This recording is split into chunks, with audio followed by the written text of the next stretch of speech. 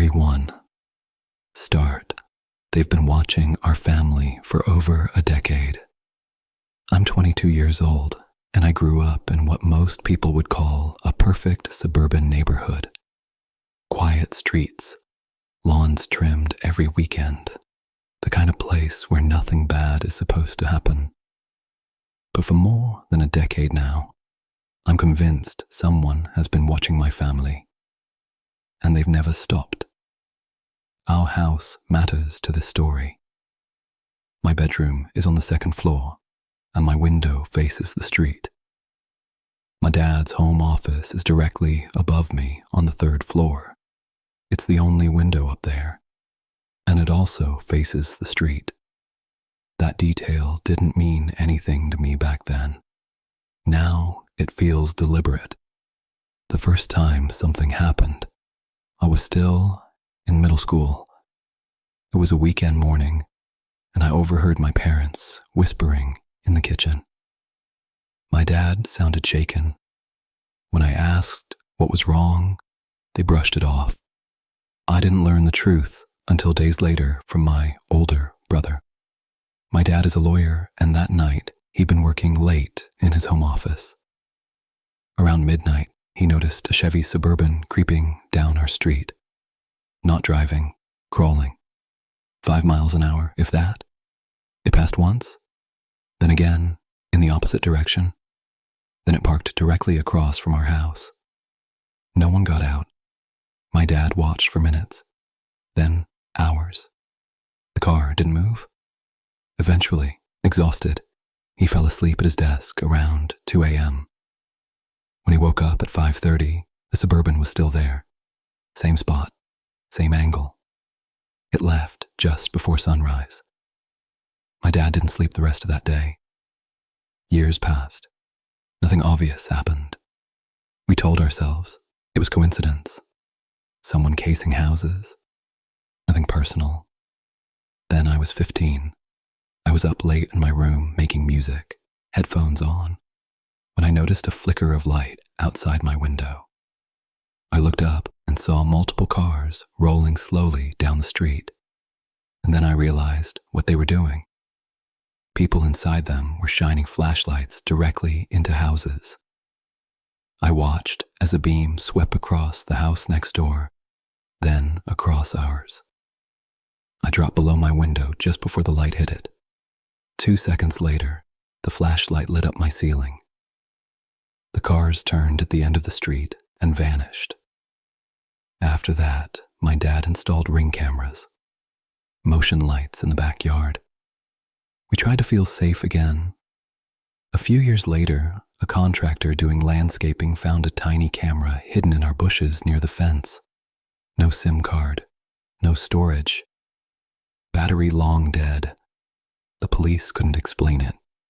Neither could we. Then, new neighbors moved in next door. A young couple. No kids. Big house. I noticed them standing at their top floor window late at night. Early mornings. Always watching our yard. One night, while walking my dog, I saw them sitting at their kitchen table with a third man. Bald, muscular, thick eyebrows. His face burned into my memory. As soon as I realized I was staring, the woman stood up and closed the curtains, without even looking at me. Years later, my family took a trip to Paris. That same man was sitting alone in a bar across the room.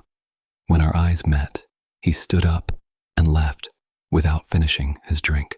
Days later, I saw him again, holding a professional camera, pointed in our direction.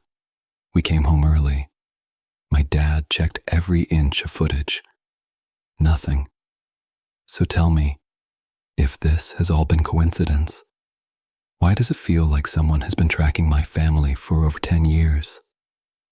And what happens when they finally stop watching? Story 2 start. I was hunted in the fog at Angel National Forest. I hike a lot. I know these trails. I don't get lost easily, and I don't panic over normal forest sounds. That night, I went out to clear my head after getting some bad news. just a simple night hike. The fog rolled in fast, thick, heavy. Visibility dropped to maybe 20 feet. My flashlight was useless. It just bounced light back into my face. So, I turned it off and let my eyes adjust. Music played softly in my ears to keep animals away. Then I smelled perfume. Not pine, not dirt. Floral. Wrong. It vanished. Then came the smell of a campfire. That vanished too. The third smell stopped me cold. An herbal scent I recognized from childhood, but had no reason to be out there. That's when I saw the flashlight beam on the ridge above me. There are no trails up there, no access points, just steep, dangerous terrain. The beam appeared, disappeared, reappeared somewhere else. Then I heard whistling. I froze. Whoever was up there had definitely heard my music. At an overlook ahead, I found a small stone sculpture placed carefully on a rock. I didn't question it. I turned around immediately. Footsteps charged toward me, human, fast. They stopped inches away. Silence. I couldn't see anything through the fog, but I knew I wasn't alone. When I started walking back, I heard footsteps matching my pace behind me. Then something crashed through the bushes. I screamed and ran. Whatever it was chased me all the way to my car. I didn't hike for months after that. And I still want to know, who hunts people in the fog? And why did it let me go? Story 3, Start the apartment. My family refused to explain. I was 15 when my parents' divorce got ugly. My mom sent me to stay with my great-aunt Lucy in Vermont. She lived in a massive old Victorian house converted into apartments. She lived alone on the first floor.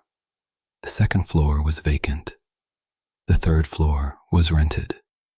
Right away, I noticed she avoided her master bedroom, slept in a small den instead.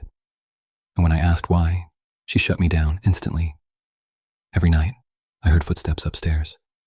Slow, methodical, same path, over and over.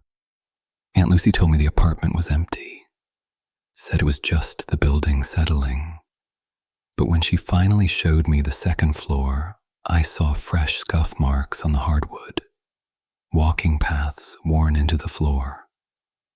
She ignored the noises after that. Turned the TV up louder.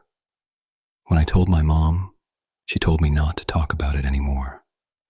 Said it was a sensitive topic. One night, around 2 a.m., I saw the door to the staircase standing open, and a faint flashlight moving upstairs. I left as soon as I could. Years later, I learned someone had died in that apartment years ago. The family covered it up. I don't believe in ghosts. But if no one was living up there, who was walking those floors every night? And why did my family work so hard to keep me from finding out?